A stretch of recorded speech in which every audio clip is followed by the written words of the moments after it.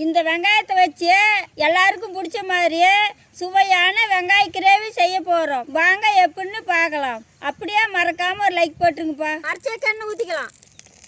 உரிச்ச வெங்காயத்தை எண்ணெயில் நல்லா வதக்கிக்கலாம்.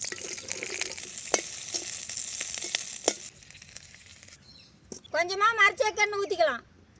சீரகம், நறுக்குன்னு சின்ன வெங்காயம், இஞ்சி பூண்டு விழுது,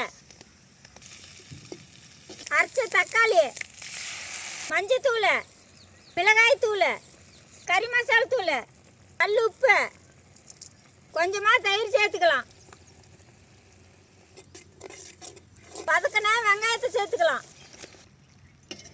வெங்காய கிரேவி ரெடி. இனிமேல் கொத்தமல்லி தழை போட்டு இறக்கலாம்.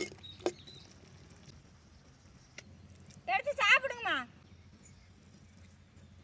நான் செஞ்ச கிரேவி எப்படி வந்துச்சு?